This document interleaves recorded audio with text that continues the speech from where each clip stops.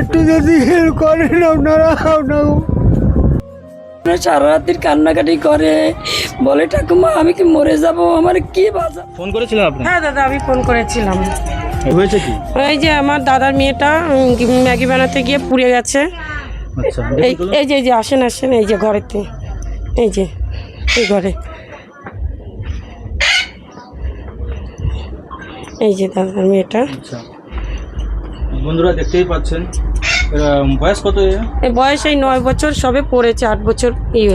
শোনো বাবু, উঠে বসো, একটু উঠে বসো, শোনো বাবু, আস্তে আস্তে। ওর ঠাকুমা আছে, দাদু আছে। হ্যাঁ, ঠাকুমা দাদু ওদের দুজনের কাছেই থাকে এখন। মানে কিভাবে পুড়ে গেছে?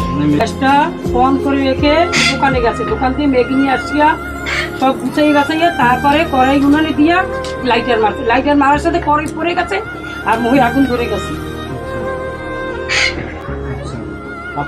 আমি ওর পিসি হই, ওর মা বাবা কেউ নেই। বাবা তোমরা যদি বাঁচাও আমার নাতিদের,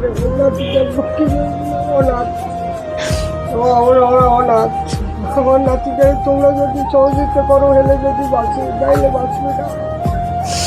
কি করবো আমি পারি না চলতে। ওই একটা কয় দাদু রানু, আমি কি আনবো, আমার ক্ষমতা নাই, আমি চলতে পারি না, আমি মোটে চলতে পারি না। আমার নাতিদের বাবা কি হচ্ছে? কষ্ট হচ্ছে? কষ্ট। বলো বাবা, বলো কিছু বলো, শোনো। তোমার নাম কি? কোন ক্লাসে পড়ো? কষ্ট হচ্ছে খুব না? পিছনে গিয়ে বসো, বুঝতেই পারছেন, পিছনে গিয়ে বসে। ঠিক আছে, আপনারা একটু সাহায্য করবেন।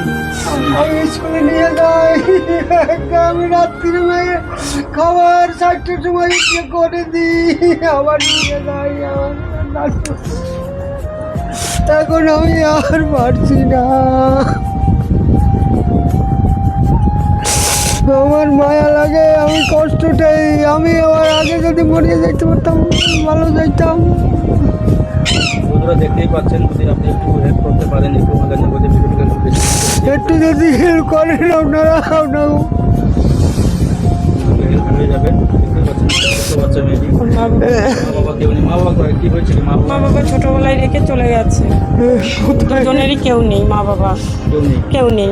ও দাদু ঠাকুমার কাছে থাকে, আর আমি আসি, আমি একটু এসে আমি যেটুকু পারি আমি সেটুকু করি, বুঝে গেছে।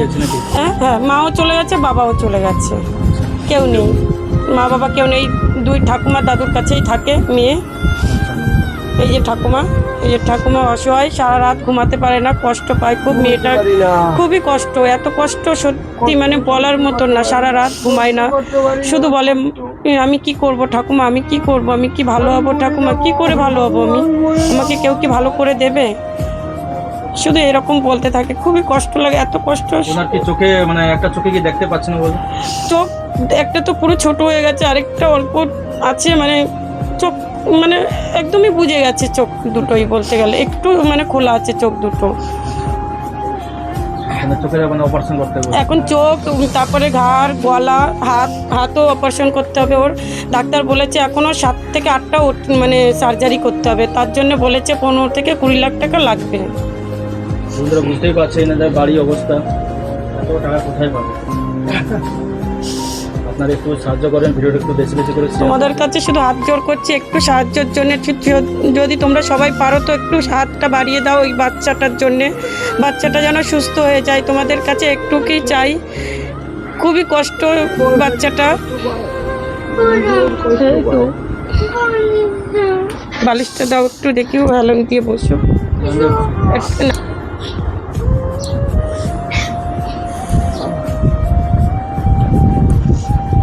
জল দিতে পারেন নাতিদের জন্য, আমার খুব